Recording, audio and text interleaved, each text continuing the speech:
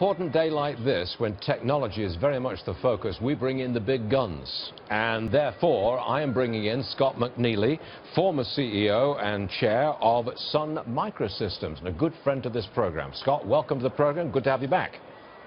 Hey, glad to be a BB gun on this show. I'm not quite sure what that is, but here's my problem with Snap. Here's my problem with these big new technology companies. Massive wealth creation, very little job creation. For example, Snap. They're going to be worth $24 billion, roughly, so to speak. They've only got 1,856 employees. That's massive wealth, hardly any jobs. What do you say to that?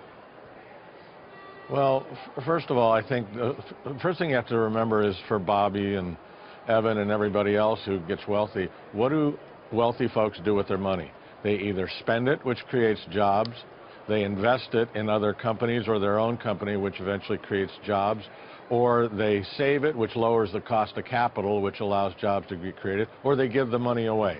All four of those things are, the only other thing they do is give it to the government in taxes, which is a total waste, or near total waste, I should say, probably only 80–90% waste. But the thing is, creating wealth is a good thing, wealth creation. I'll tell you what, show me a country without billionaires and I'll show you a very poor country. Yeah. Show me a country without billionaires and I will show you a country that can't take the risks, build infrastructure, build out the cultural centers or all of the other things that the wealthy people do. They don't put it in a mattress and hide it. Okay. They don't eat it for lunch. They actually do very productive things with it. So I'm not so worried about that. Well, Snap seems to me to be the next generation of technology companies. You're the former generation at Sun Microsystems. This is the new guys in town. What do you make of Snap as an investment, as a company, as a technology leader? What's your assessment?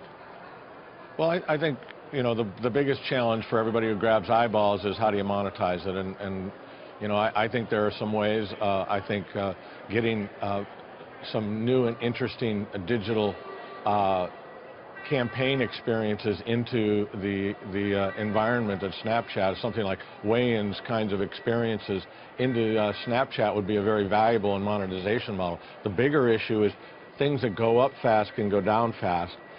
This younger generation doesn't have the loyalty to the technology, and a lot of the content on Snapchat doesn't strike me as absolutely critical and has a shelf life of a banana. And so you look at things like LinkedIn and Facebook and other things, stuff is kept there, the relationships are kept there for a long, long period of time, and I think are a lot more durable, and that becomes an easier thing to monetize. I worry about Snapchat content and stuff disappearing. I think being able to grab first-party data, not just disappearing, is going to be an important thing going forward. We've been sort of fooling around with Snapchat this morning, and you know, you get a funny face, you get devil's horns, you get a tongue that looks like a rainbow or something.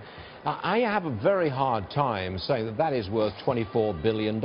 Even if you can monetize some of the feed coming through. I was talking to my high school sons at the breakfast table this morning while watching your show, and I said, boys, what's this thing all about? And they said, well, everybody uses it, and they go, I go, for what? Well, just to chat, to text. I go, well, I can text, yeah, but it does pictures. Well, why would you want pictures? He said, well, my buddy hit a ball 2 feet from mine. We took a picture of it. And I said, do you realize the opportunity cost of creating that picture, sending it, and wasting your time for that whatever? And he smiled and he said, yeah, Dad, I don't use it. You know, the real issue is you've got to have, using LinkedIn, for instance, as a social networking environment, has real value and provides real value. And I think Microsoft has something valuable there.